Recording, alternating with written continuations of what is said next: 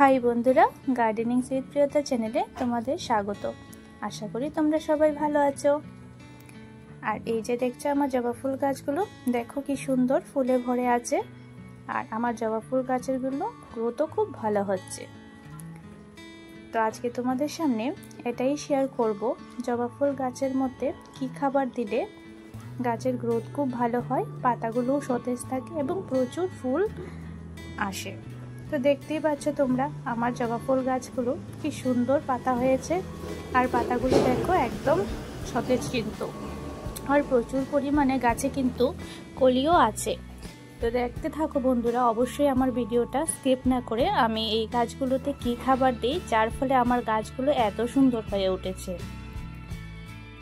তো দেখো আমার গাছগুলো কিন্তু খুব ভালো হয়েছে, কিন্তু দেখো গাছের গোড়ায় কিন্তু অনেকগুলোই আগাছা জন্মেছে। আর এই যে গাছটা তোমরা দেখছো, এই গাছটা কিন্তু আমার 1 বছর হয়েছে। আর 1 বছরে কিন্তু এই গাছটাতে আমার প্রচুর ফুল দিয়েছে। দেখতেই পাচ্ছ অনেকগুলো কলি কিন্তু এখনো আছে।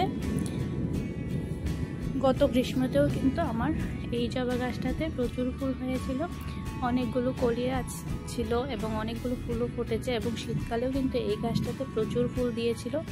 আর দেখো এই ফুলটা গতকাল ফুটেছিল, ঝরে গেছে, নষ্ট হয়ে গেছে, তাই ফেলে দিচ্ছি। আর দেখো এই গাছটাতে কিন্তু আরও প্রচুর পরিমাণে কলি রয়েছে, যেগুলো ফুটবে ধীরে ধীরে। তো এই গাছটার বয়স কিন্তু মাত্র 1 বছর। আর এই 1 বছরই কিন্তু আমার প্রচুর ফুল ধরেছে এই গাছটার মধ্যে। আর দেখো এই ছোট টবটাতে কিন্তু গাছটা বেশ বড় হচ্ছে। তো আমি ভাবছি সামনের বছর এই গাছটাকে আমি রিপোর্টিং করে দেব। এই বছর আমি এই গাছটাকে এখানেই রাখবো, সামনের বছর ভালো করে পারলে রিপোর্টিং করে দেব গাছটাকে একটু বড় টবে। তো দেখো বন্ধুরা, এই গাছটার মধ্যে অনেকগুলো শুকনো পাতা ছিল, তো যেই পাতাগুলোকে আমি ভালো করে কেটে দিচ্ছি। আর যে পাতাগুলো একটু নষ্ট হয়ে গেছে সেই পাতাগুলোকেও কেটে ফেলছি, কারণ এই পাতাগুলো আমার এখন কোনো কাজে আসবে না, গাছের শালুক সংশ্লেষ ওই পাতাগুলো দিয়ে হবে না। তো সেই জন্য পাতাগুলোকে কিন্তু আমি ফেলে দিচ্ছি। তো এইভাবে। আর দেখো এই গাছের গোড়ার মধ্যে কিন্তু অনেকগুলো আগাছা জন্মেছে, সেই আগাছাগুলোকে আমি ভালো করে পরিষ্কার করে দিচ্ছি। কিছুদিন পর পর যদি তোমরা পরিষ্কার না করো টবের মাটি, তো দেখবে এই আগাছাগুলো কিন্তু নিচে জমে যায়। তো সেই জন্য কিছুদিন পর পর এগুলোকে পরিষ্কার করার চেষ্টা করবে, নইলে গাছের খাবার কিন্তু এই আগাছাগুলো খেয়ে নেবে।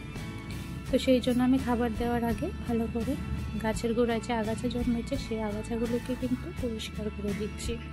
আর এই কাজটা কিন্তু তোমরা অবশ্যই প্রত্যেকটা গাছের ক্ষেত্রে করবে। তারপরে ভালো করে পরিষ্কার করে গাছের মাটিটাকে আমি একটু কুড়ে দিচ্ছি, এতে করে গাছের বায়ু চলাচলটা খুব ভালো হবে। আর উপরের মাটিগুলো নিচে যাবে এবং নিচের মাটিগুলো উপরে আসবে কিন্তু। তো ভালো করে কুড়ে, আর এই কুড়ার কাজটা কিন্তু আমি প্রত্যেকটা গাছের ক্ষেত্রেই করে থাকি। কিছুদিন পর পর এই কাজটা করলে কিন্তু গাছের খুব ভালো হয়।